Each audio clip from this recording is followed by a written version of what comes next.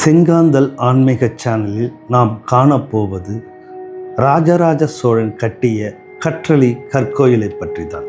வாருங்கள் பார்ப்போம்.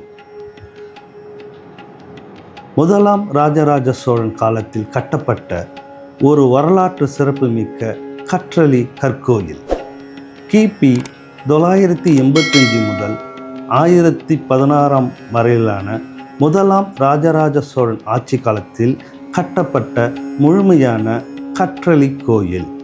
அடித்தளம் முதல் உச்சியில் உள்ள கலசம் வரை அனைத்தும் கருங்கற்களால் மட்டுமே கட்டப்பட்ட முற்கால சோழர் பாணி அமைப்பை கொண்ட கோயில்.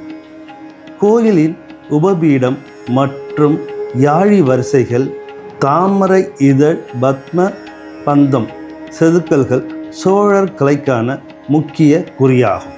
கருவறையில் வெளிச்சுவர்களில் இக்கோயிலின் முக்கிய தனித்துவம், கருவறையில் உள்ள மூலவர் சிவலிங்கம் ஆவடியார் பீடம் இல்லாமல் தரைப்பகுதியுடன் நேராக பிணைக்கப்பட்டு காட்சி அளிப்பதே இக்கோயிலின் தனி சிறப்பு.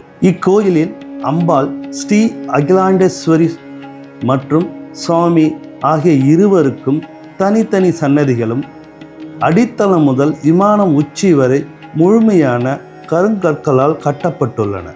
மற்ற பெரிய சோழர் கோயில்கள் போல் பிரம்மாண்டமான ராஜகோபுரம், நுழைவாயில், கொடிமரம் இல்லாமல் மிக எளிமையான முறையில் மேற்கே நோக்கி அமைந்துள்ளது.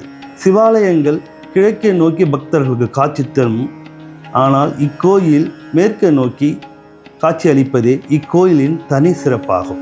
இக்கோயிலின் கோபுரத்தின் மீது ஸ்ரீ பிரம்மா, ஸ்ரீ விஷ்ணு, ஸ்ரீ தட்சிணாமூர்த்தி மற்றும் ஸ்ரீ சுப்பிரமணியர் ஆகியோரின் அழகிய சிற்பங்கள் இன்றும் காணலாம். இக்கோயில் இந்திய தொல்லியல் துறையில் நேரடி பராமரிப்பில் உள்ள ஒரு பாதுகாக்கப்பட்ட வரலாற்று சின்னமாகும்.